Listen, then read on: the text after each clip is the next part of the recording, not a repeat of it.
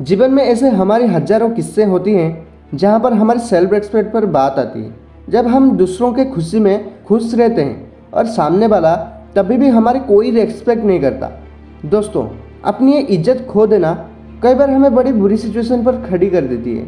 अपने आप को कभी भी ऐसा मत बनाओ कि कोई तुम्हारी ज़िंदगी से तुम्हारी खुशी से खेल कर चला जाए। जिस दिन आप अपनी सेल्फ रिस्पेक्ट करोगे, आप अपने आप को अच्छे से समझ पाओगे।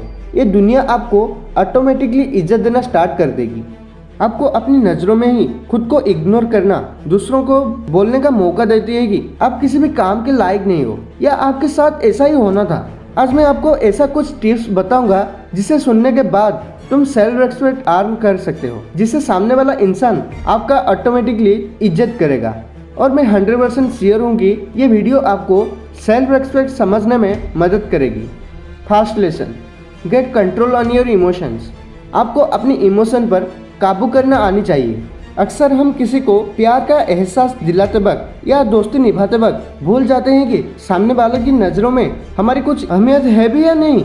हम हमारी तरफ से लगे होते हैं कि पूरी एफर्ट लगाने में कि हमेशा हमारे साथ रहे, हमें अच्छे से समझे, पर सामने वाला किसी और को अपना सारा टाइम देने में लगा देता है। देखो यार, सिचुएशन कोई भी क्यों ना हो, आपको किसी भी हाल में अपनी इमोशन को नहीं खोनी चाहिए। ना तो आपको किसी के दुख में रोनी चाहिए, ना तो किसी के सुख में आपको एफर्ट लगानी चाहिए। पहले ये देखो कि सामने वाला आपको कितना भाव देता है, वो आपको समझ रहा है या नहीं। अगर आप किस इंसान से प्यार है या नफरत है, किसी सिचुएशन पे आप सैड हो, किसी सिचुएशन पर आप खुश हो, हर सिचुएशन पे आप अपने आप को कंट्रोल करना सीखनी चाहिए। किसी भी परिस्थिति में खो जाना सामने वालों की नज़रों में आपकी ऐसी इमेज बना देती है कि उन्हें लगता है कि इसका हमेशा ही ऐसा है, जबकि आप ज़्यादा हंसते नहीं। और किस दिन कभी जब लोग आपको किसी बात पर बहुत खुश देखते हैं तो ज़्यादा तारीफ करते हैं, क्योंकि उससे पहले वो आपको सिर्फ हल्के से मुस्कान के साथ देखा होता है। इसलिए हर इमोशन पे आपको संभलना आना चाहिए।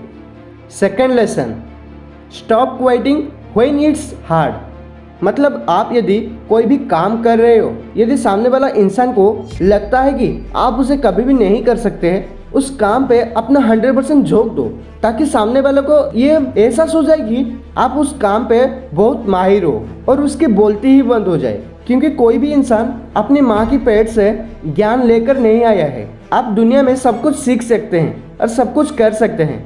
इंसान हर वक्त उस काम को नामुमकिन बोलता है जो वो नहीं कर सकता।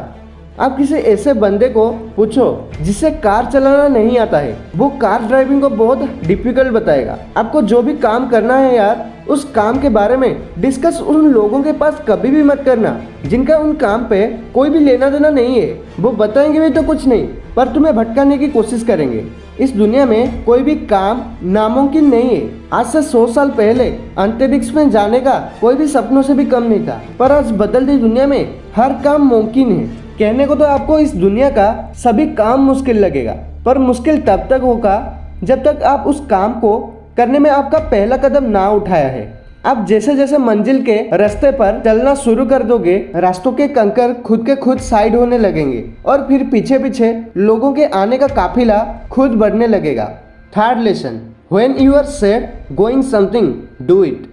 मतलब उन चीज़ों से कभी पीछे मत हटो जो तुमने बोली हो। अगर कोई गलत बोली हो तो उसे एक्सेप्ट करने की हिम्मत रखो। अगर कुछ अच्छा बोला है तो उसे दोहराने की कोशिश करो।